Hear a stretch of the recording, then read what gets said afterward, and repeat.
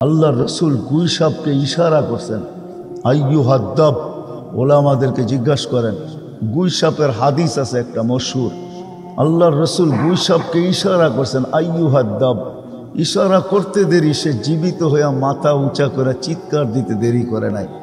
গুই সাপের নিজের ভাষা আমি আপনাদেরকে বলতেছি, সে আরবি ভাষায় বলতেছিল, লব্বাইক ওয়া সাদাইক ইয়া যাইনা ওয়াফা ইয়াউমিল কিয়ামা।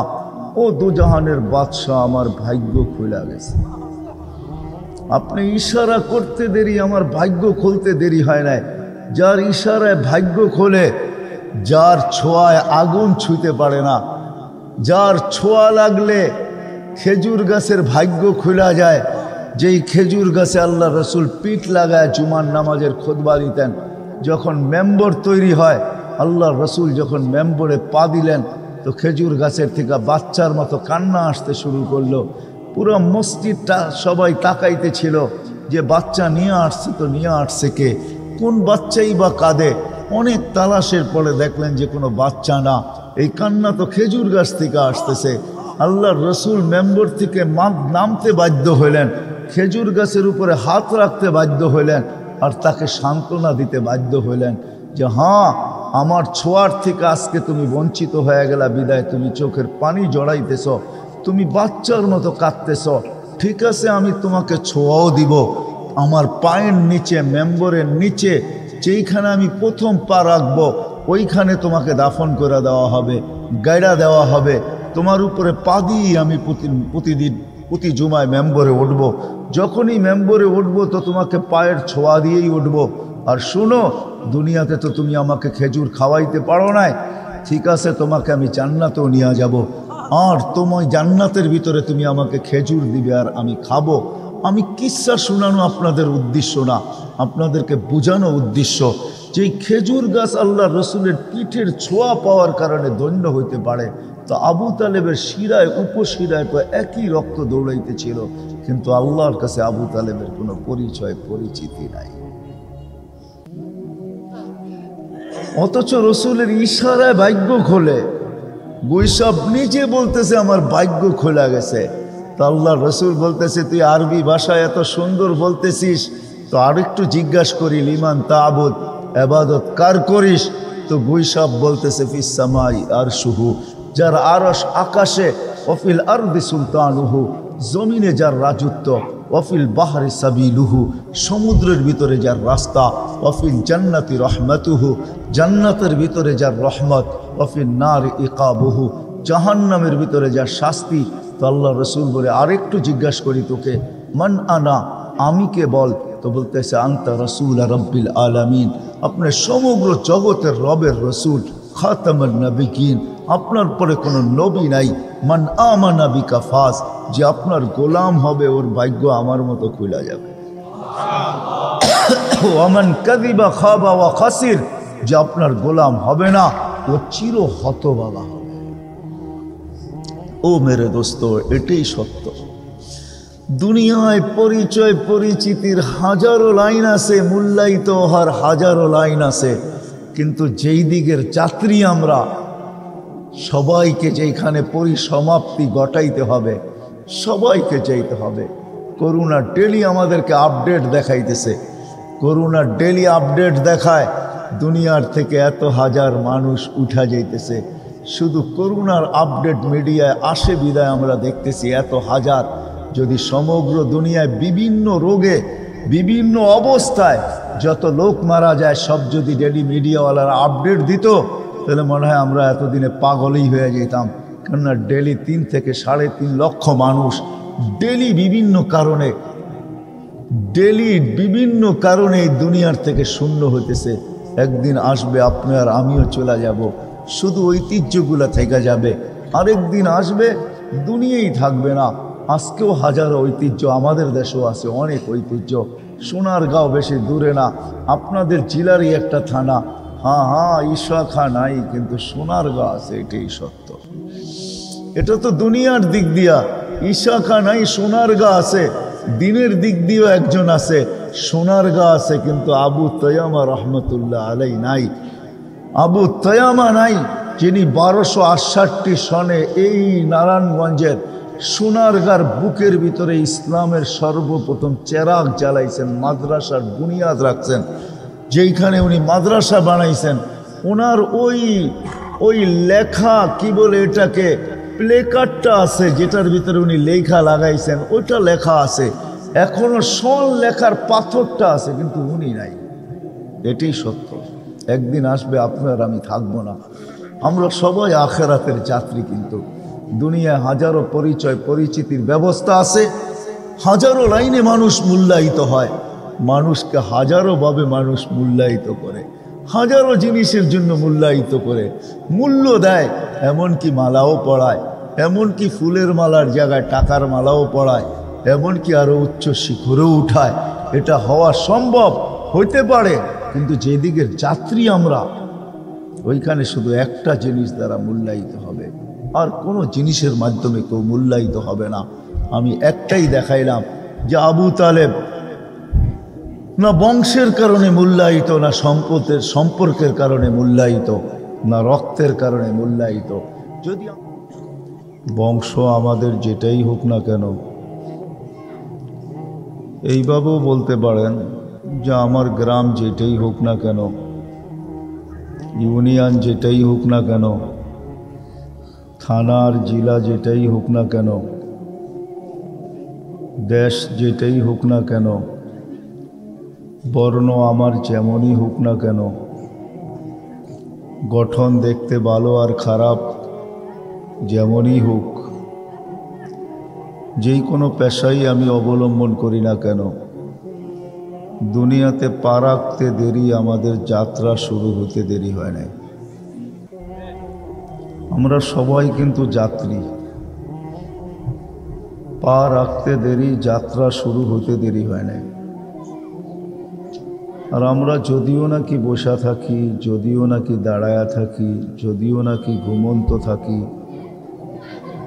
যদিও কাজে কামে ব্যস্ত থাকি, যেই অবস্থায় দুনিয়ায় থাকি না কেন, আমাদের যাত্রা কিন্তু চলমান। আমি বুঝাইতে পারতেছি কিনা জানি না, আমরা সবাই যাত্রী, সর্ব অবস্থায় আমাদের যাত্রা চলমান। এমনকি যখন ঘুমায়া থাকি তখনও আমাদের যাত্রা চলমান। চাই বয়স্ক হোক, চাই যুবক হোক, এমনকি বাচ্চা হোক, যেদিন জমিনে পা রাখছি ওদিন থেকে আমাদের যাত্রা শুরু, আর যাত্রা সর্ব অবস্থায় চলমান। এমন না যে গরিবেরটা চলমান, ধনীরটা থাইমা আছে, তাও না। এমন না মহারথীরটা থাইমা আছে, গরিবেরটা চলমান, না, প্রত্যেকের যাত্রা চলমান। আর আমরা সবাই যাত্রী, কিন্তু আখেরাতের গন্তব্য আমাদের আখেরাত। যাত্রার পরিসমাপ্তি ঘটাবে যেই জিনিসটা, ওটার নাম হলো মৌত। সে যেদিন আসবে ওদিন আমাদের যাত্রার অবসান ঘটায় দেবে। আজকে কিন্তু আমাদের যাত্রা চলমান। আপনি থামতে পারেন, আমি থামতে পারি, কিন্তু যাত্রা থামে না। প্রতিদিন আমরা আগাইতেছি। রাত্র কিছু আমাদের থেকে ছিনায় নেয়, দিন কিছু ছিনায় নেয়। 24 ঘন্টা মিলা, দিন রাত মিলা 24 ঘন্টা প্রতিদিন আমাদের থেকে ছিনায় নিতেছে, আমাদের জীবন থেকে কমতেছে।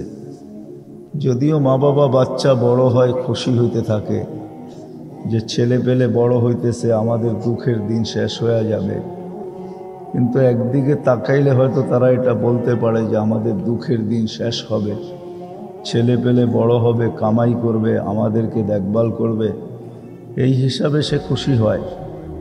কিন্তু যদি আরেক দিকে তাকায় তো বাচ্চার বয়স বাড়ার সাথে সাথে মা বাবার কান্নাও বাড়া উচিত ছিল। যার কারণেই কোনো আরবি কবি লিখতে বাধ্য হয়েছেন, ইয়াসুরুল মারউ মা যাহাবাল লায়ালি ওয়ালাকিন যাহাবুহুন্না লাহু যাহাবু। রাত দিন যায়, বাচ্চা বড় হয়, মা বাবা খুশি হয়। আসলে এটা খুশির বিষয় ছিল না। আমার সন্তান প্রতিদিন কবরের দিকে আগে বাড়তেছে, আখেরাতের দিকে আগে বাড়তেছে, তার বয়স দিন দিন কমতেছে, বাড়তেছে না।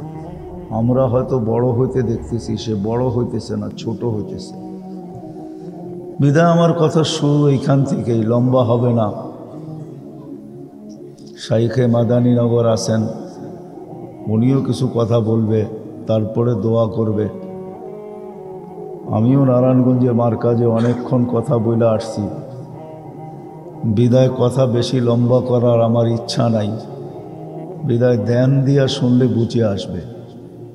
আমরা সবাই কিন্তু যাত্রী, যে যেই অবস্থানেই থাকি না কেন, প্রতিদিন আমরা আখেরাতের দিকে বাড়তেছি। ওইখানে সবাইকে পৌঁছতে হবে। মৃত্যু আমাদের যাত্রার অবসান ঘটায় দিবে। আর মৃত্যু সবার জন্য অবধারিত, এমনকি মালাকুল মউতকেও একদিন মৃত্যুর কোলে ঢোলা পড়তে হবে। সর্বশেষ যেদিন আল্লাহ ওনাকে জিজ্ঞাসা করবে কে বাকি, তো উনি বলবে আনা ওয়া আনতাল হাইয়ুল্লাযী লা তামুত, আমি আর আপনি চিরঞ্জীব। তো আল্লাহ বলবে ফাতামুত আনতা, এবার তুমি মরো। লিআন্নাকা তাহতা আরশি, তুমি আমার আরশের নিচে। ওয়া ইন্নী কাতাবতুল মৌতা আলা মান তাহতা আরশি, আমার আরশের নিচে যে আছে তার জন্য মৃত্যু অবধারিত। বিদায় মৃত্যুর যাতনা আল্লাহ ওনার উপরও ঢালবেন। ওই দিন উনি চিৎকার দিবে আর বলবে লাউ আলিমতু সাকরাতাল মাউত মা কবাস্তু আরওয়াহাল মুমিনিন, মৃত্যু সম্বন্ধে যদি আমার কিঞ্চিত ধারণাও থাকতো, তো কোনো মোমেন মুসলমানকে আমি এত কষ্ট দিয়ে কোনোদিন উঠায় নিয়ে আসতাম না। বিদায় আপনি যেখানেই থাকেন, 2500 থাকেন আর 2.5 কোটিতে থাকেন, আপনাদের থানার নাম তো মাত্র 2500, আপনি 2500 থাকেন আর 2.5 কোটিতে থাকেন, সবাই কিন্তু আমরা যাত্রী। আবার অন্যদিকে কথাটা প্রবাহিত করেন না, বোঝানোর জন্য বলতেছি। যেখানেই আমি থাকি, অট্টালিকায় থাকি আর কুড়ের ঘরে থাকি, আপনি আর আমি কিন্তু যাত্রী। বিদায় যদি আপনি ভাবেন যে আমি যাত্রী, আমাকে গন্তব্য পৌঁছতে হবে, তাহলে প্রস্তুতি অবশ্যই নিতে হবে। এইখান থেকে যে প্রস্তুতি নিয়ে যাবে, সেই আখেরাতে ইজ্জত পাবে, সম্মান পাবে, স্থান পাবে, জায়গা পাবে। কেননা দুনিয়ার কোনো জিনিসের মাধ্যমে আল্লাহ কাউকে মূল্যায়ন করবে না। দুনিয়ার মানুষকে হাজারো জিনিস দ্বারা মূল্যায়ন করে। দুনিয়া হাজারো জিনিসের মাধ্যমে মূল্যায়িত হয়।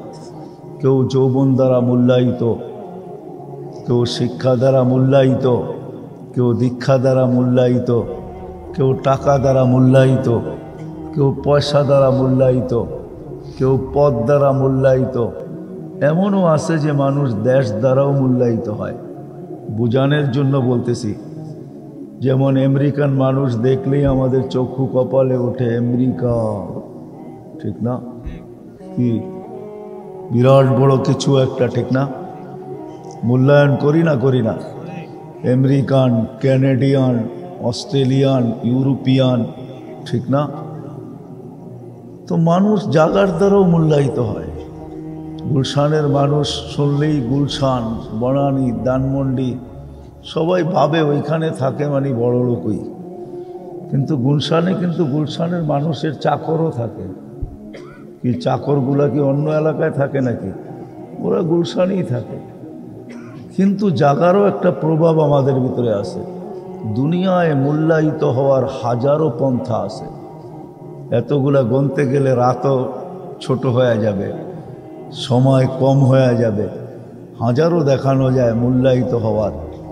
দুনিয়ায় হাজারো জিনিস আছে মূল্যায়িত হওয়ার, কিন্তু আমরা যেই জায়গার দিকে যাত্রী, যেইখানে আমরা পৌঁছব, কসম খোদার ওইখানে মূল্যায়িত হওয়ার মাত্র একটা জিনিসই আছে, আর কিচ্ছু নেই।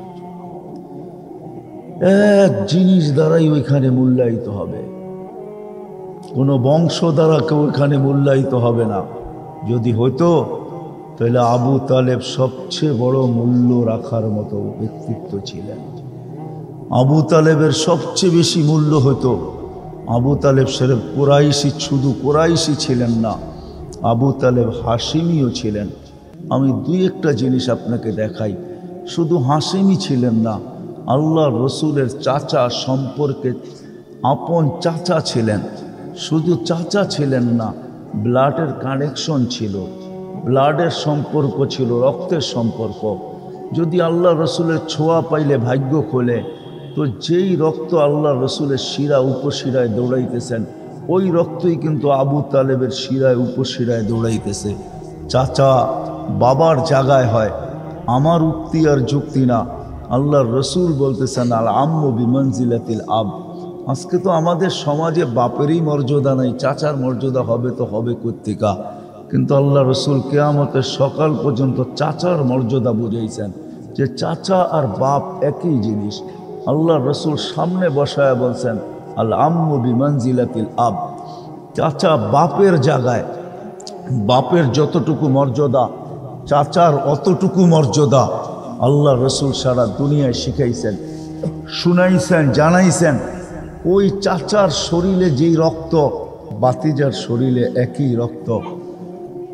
ছোঁয়া পাইলে যদি ভাগ্য খোলে, আমি দুটা দেখাইতেছি, শুধু ছোঁয়া পাইলে ভাগ্য খোলে না, ছোঁয়া পাইলে আগুন পর্যন্ত হারাম হয়ে যায়। আনাস রাদিয়াল্লাহু তাআলা আনহু দস্তরখান ছিলেন, কখনো উনি আগুন পানি দিয়া পরিষ্কার করতেন না।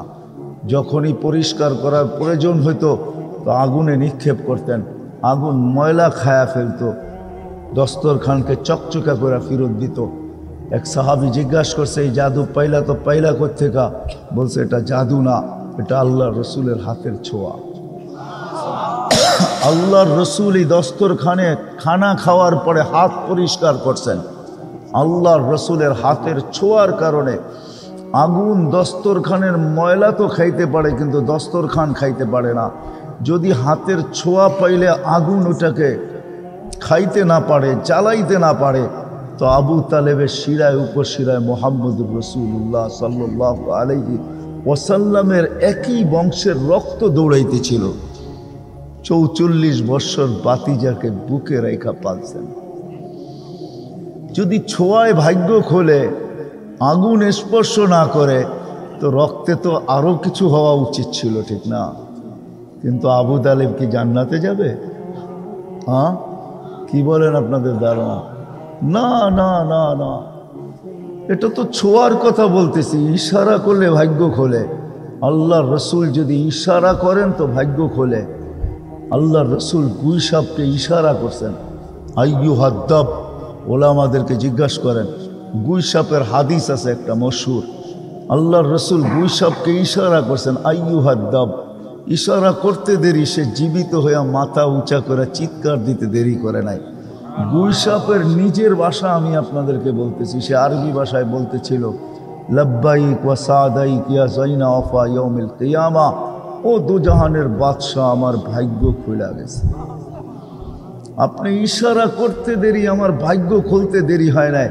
যার ইশারায় ভাগ্য খোলে, যার ছোঁয়ায় আগুন ছুঁতে পারে না, যার ছোঁয়া লাগলে খেজুর গাছের ভাগ্য খোলা যায়। যেই খেজুর গাছে আল্লাহ রসুল পিঠ লাগায় জুমার নামাজের খুতবা দিতেন, যখন মেম্বর তৈরি হয়, আল্লাহ রসুল যখন মেম্বরে পা দিলেন তো খেজুর গাছের থেকে বাচ্চার মতো কান্না আসতে শুরু করলো। পুরো মসজিদটা সবাই তাকাইতেছিল যে বাচ্চা নিয়ে আসছে, তো নিয়ে আসছে কে, কোন বাচ্চাই বা কাঁদে। অনেক তালাশের পরে দেখলেন যে কোনো বাচ্চা না, এই কান্না তো খেজুর গাছ থেকে আসতেছে। আল্লাহর রসুল মেম্বর থেকে নামতে বাধ্য হইলেন, খেজুর গাছের উপরে হাত রাখতে বাধ্য হইলেন, আর তাকে সান্ত্বনা দিতে বাধ্য হইলেন যে হ্যাঁ, আমার ছোঁয়ার থেকে আজকে তুমি বঞ্চিত হয়ে গেলা, বিদায় তুমি চোখের পানি জড়াইতেছ, তুমি বাচ্চার মতো কাঁদতেছ। ঠিক আছে, আমি তোমাকে ছোঁয়াও দিব।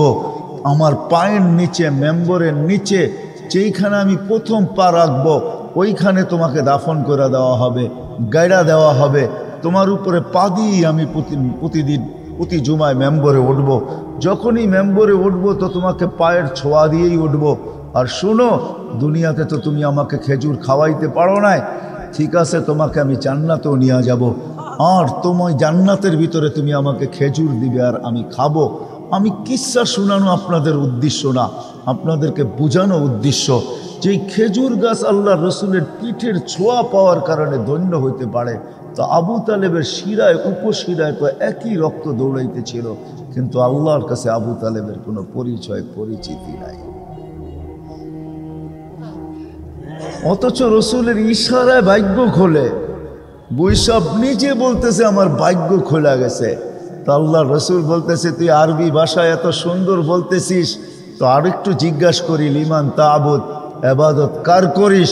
তো গুইসাব বলতেছে ফিস সামাই আরশুহু, যার আরশ আকাশে, ওফিল আরদি সুলতানুহু, জমিনে যার রাজত্ব, ওফিল বাহরি সাবিলুহু, সমুদ্রের ভিতরে যার রাস্তা, ওফিল জান্নাতি রহমাতুহু, জান্নাতের ভিতরে যার রহমত, ওফিল নার ইকাবুহু, জাহান্নামের ভিতরে যার শাস্তি। তো আল্লাহ রসুল বলে আরেকটু জিজ্ঞাসা করি তোকে, মান আনা, আমি কে বল?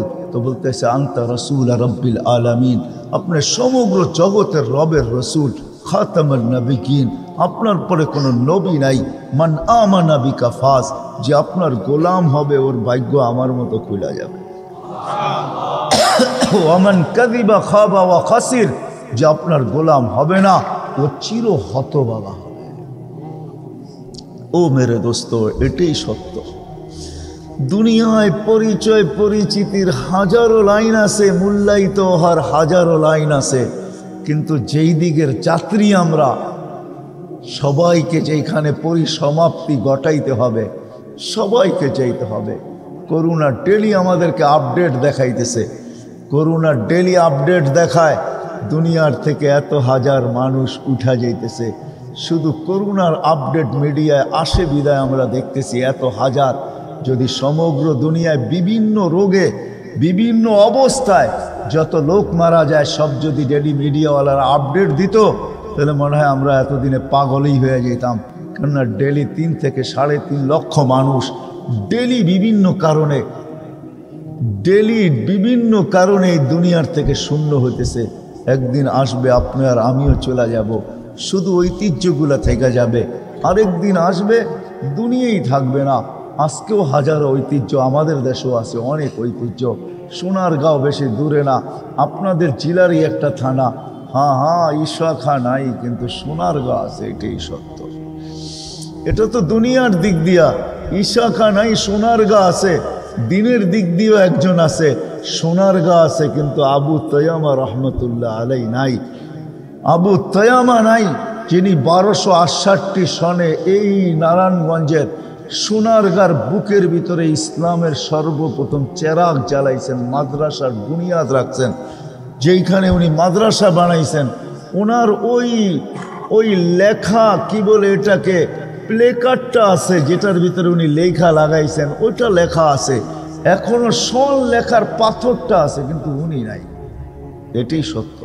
একদিন আসবে আপনার আমি থাকবো না। আমরা সবাই আখেরাতের যাত্রী, কিন্তু দুনিয়ায় হাজারো পরিচয় পরিচিতির ব্যবস্থা আছে, হাজারো লাইনে মানুষ মূল্যায়িত হয়, মানুষকে হাজারোভাবে মানুষ মূল্যায়িত করে, হাজারো জিনিসের জন্য মূল্যায়িত করে, মূল্য দেয়। এমনকি মালাও পড়ায়, এমনকি ফুলের মালার জায়গায় টাকার মালাও পড়ায়, এমনকি আরও উচ্চ শিখরেও উঠায়। এটা হওয়া সম্ভব, হইতে পারে, কিন্তু যেদিকের যাত্রী আমরা, ওইখানে শুধু একটা জিনিস দ্বারা মূল্যায়িত হবে, আর কোনো জিনিসের মাধ্যমে কেউ মূল্যায়িত হবে না। আমি একটাই দেখাইলাম যে আবু তালেব না বংশের কারণে মূল্যায়িত, না সম্পর্কের কারণে মূল্যায়িত, না রক্তের কারণে মূল্যায়িত। যদি আপনি বলবেন যে এটা একটু রক্ত দূরের, তাহলে আরেকটু কাছের আপনাকে আমি রক্ত দেখাইতেছি। নবীর শরীরে যেই রক্ত, বাপের শরীরে যেই রক্ত দৌড়ায়, সন্তানের শরীরে ওই রক্তই দৌড়ায়। সন্তান মা বাবার অংশ হয়, অংশ। আল্লাহর রসুল ফাতেমা রাদিয়াল্লাহু তাআলা আনহুকে বসায়া বলছেন, ফাতেমা তু বুযআতুম মিন্নি, ফাতেমা আমার অংশ।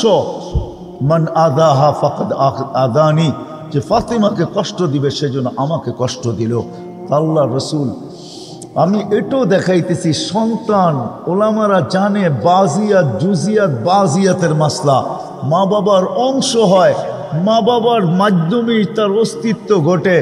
নূহ আলাইহিস ইসলামের ছেলে, নূহ আলাইহিস ইসলাম কোনো নবী না, বরং রসুল। শুধু রসুল না, যাকে আদমে সানি বলা হয়, যার থেকে আবার মানব জাতি শুরু হয়। শুধু এইখানেই শেষ না, যিনি উলুল আজমি মিনার রসুল, 5 জন রসুলের ভিতরে একজন, যিনি নূহ আলাইহিস সালাম, ওনার ছেলে। কিন্তু আল্লাহ বলতেছে ইন্নাহু লাইসা মিন আহলিক ইন্নাহু আমালুন গায়রু সালেহ। আল্লাহ বলতেছে তোমার কোনো পরিচয় পরিচিতি আমার কাছে নাই। বিদা আমি যদি টানতে চাই তো আরো দেখাইতে পারবো। আল্লাহ দুনিয়ার কোনো পরিচয় পরিচিতির দ্বারা কাউকে মূল্যায়িত করেন না। কেউ মূল্য আল্লাহর কাছে পায় না, মানুষের কাছে মানুষ মূল্য পাইতে পারে, এটা স্বাভাবিক, এটাকে অস্বীকার করার কোনো রাস্তা নাই। মানুষ হাজারোভাবে মূল্যায়িত হতে পারে, হাজারোভাবে দামি হইতে পারে, হাজারোভাবে মানুষের শ্রদ্ধার পাত্র হতে পারে, হাজারোভাবে সালাম পাইতে পারে, হাজারোভাবে সম্মান পাইতে পারে। এটা নিয়ে আমার কোনো দ্বিমত নাই। কিন্তু এটা আকাশের নিচে মাটির উপরে এই ছোট্ট একটা দুনিয়ার পরিধির ভিতরে হইতে পারে, যেটা 24,000 কিলোমিটার, এর চেয়ে বড় না। আমাদের এই দুনিয়াটা মাত্র 24,000 কিলোমিটার। এই 24,000 কিলোমিটারের পরিধির উপরে হইতে পারে, পরিধির ভিতরে হইতে পারে, জমিনের পিঠে হইতে পারে, জমিনের পেটে না। এই জন্য আবার শুরুতে যেতেছি, আমরা কিন্তু সবাই যাত্রী, মূল্যায়িত হব এক জিনিস দ্বারা। এই জন্য নারীকেও প্রস্তুতি নিতে হবে, পুরুষকেও প্রস্তুতি নিতে হবে, যুবককেও প্রস্তুতি নিতে হবে, ধনীকেও নিতে হবে, গরিবকেও নিতে হবে। যে প্রস্তুতি না নেওয়া যাবে, এটাও সত্য, ওইখানে সময় পাওয়া যাবে, কিন্তু প্রস্তুত হওয়ার কোনো সুযোগ পাওয়া যাবে না। আজকে সময় হয়তো কম, 60-70 বৎসরের সময় আজকে, এর বেশি আল্লাহ কাউকে দেন না এবং দিবেনও না। যাদেরকে দিবেন তাদের সংখ্যা অতি অল্প। এটা আমার কথা না, আল্লাহ রসুলের কথা। আমার উম্মতি বাইনা 60 ও 70 কলিলুম মা ইয়াতাজাওয়াজুন। আমার উম্মত 60 পাবে অথবা 70 পাবে, এর চেয়ে বেশি যারা পাবে তাদেরকে হাতের করে গোনা যাবে। বিদায় এখানে সময় কম, সুযোগ কম, সময় কম, সুযোগ কম, কিন্তু এখানে প্রস্তুতির মূল্য আছে, এইখানে প্রস্তুতি নেওয়ার ক্ষেত্র আছে। ওইখানে সময় পাওয়া যাবে, মূল্য পাওয়া যাবে না। সময় পাওয়া যাবে, ওটা ক্ষেত্র হবে না। এইখানেই ক্ষেত্র প্রস্তুতির। এই জন্য আল্লাহ রসুল বুঝাইতে চেষ্টা করছেন। আমরা আপনাদেরকে বুঝাইতে পারি, আল্লাহ মানুষকে বুঝায়, রসুল মানুষকে বুঝায়, বাধ্য করে না। আল্লাহও কাউকে বাধ্য করেন নাই। আল্লাহ ইচ্ছা করলে বাধ্য করতে পারত যে আজান হবে মসজিদে আসবে না, এটা কোনো দিনও সম্ভব ছিল না যদি আল্লাহ বাধ্য করতেন। কেননা আল্লাহ আকাশকে খুঁটি ছাড়া বাধ্য করছেন।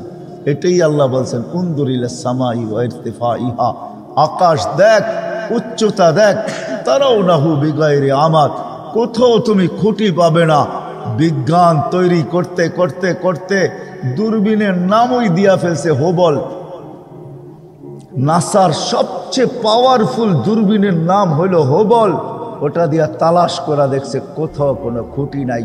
আল্লাহর কথাই সত্য, তারাউনাহু বিগাইরি আমাদ, খুঁটি ছাড়া আমি দাঁড় করাইয়া দিছি। একটা না, সাবা সামাওয়াতিন তিবাকা, একের পরে এক 60টা, এক সমান বড় না। একটা ছোট্ট তুলনা দিলে বোঝা যাবে।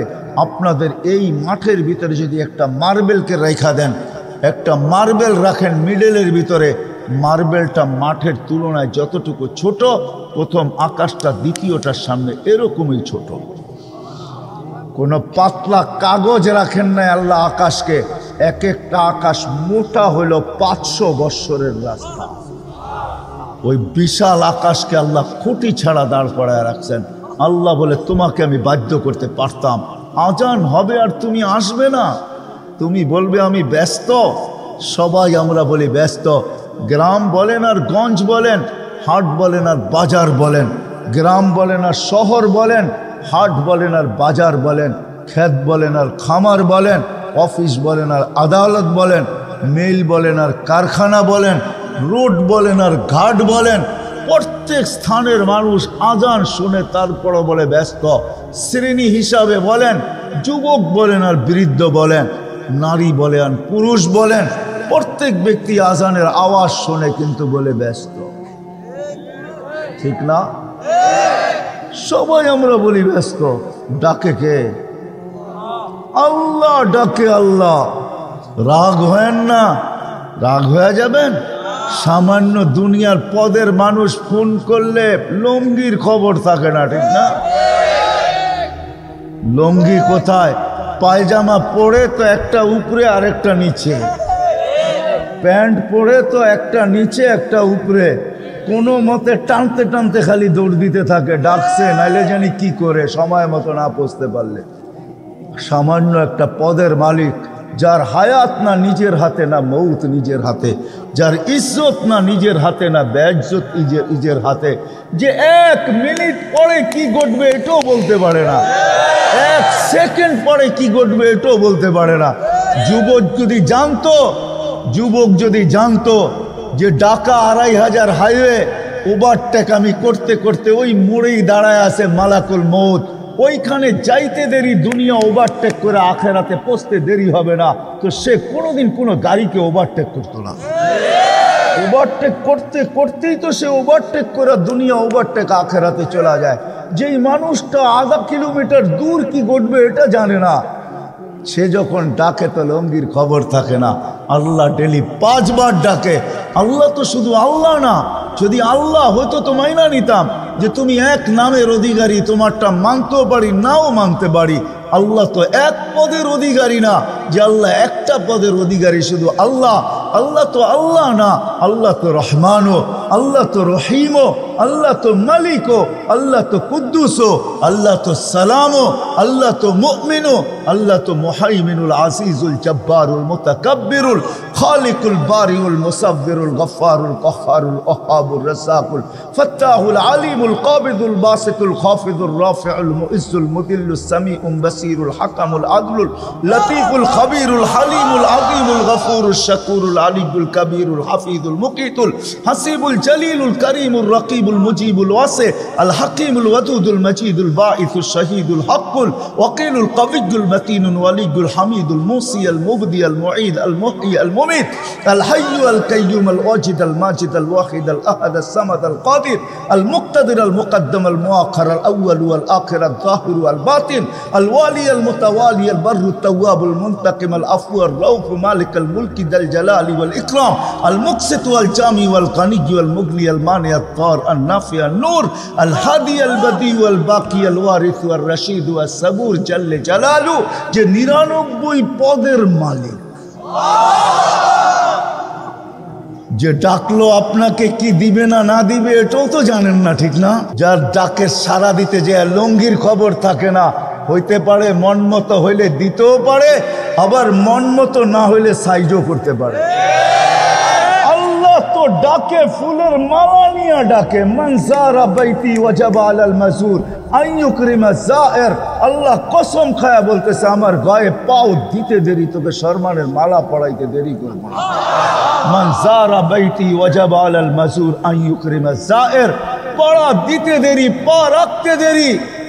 হায় হায় হায়, আমি এটা দেখবো না তুই দুনিয়াতে পজিশন কি রাখিস, তুই ঝাড়ুদার, হায় হায় তুই বাজারের চকিদার কিনা, ঝাড়ুদার কিনা, তুই গরিব কিনা, তুই দড়ি কিনা, আমি কোনোটাই দেখবো না। আমি তো দেখবো পা রাখলো কে, পা রাখতে দেরি, মালা পড়াইতে দেরি করবে। কে মালা পড়াবে? আল্লাহ। আল্লাহ বলে শুধু মালা পড়াবো না, সেজদায় মাথা রাখতে দেরি, তোরার আমার মাঝের পর্দা সারাইতে দেরি করবো না। হাদিসে আছে ইদা সাজাদাল আব, যখন সেজদায় যায় বান্দার বান্দি, তো সেজদায় যাইতে দেরি আল্লাহ চিৎকার দিতে দেরি করেন না, বলেন মালাইকাতি ইরফা হিজাব বাইনি ওয়া বাইনা আবদি, ও ফেরেশতারা সরা, সব পর্দা সরা, পড়া সব পর্দা সরা।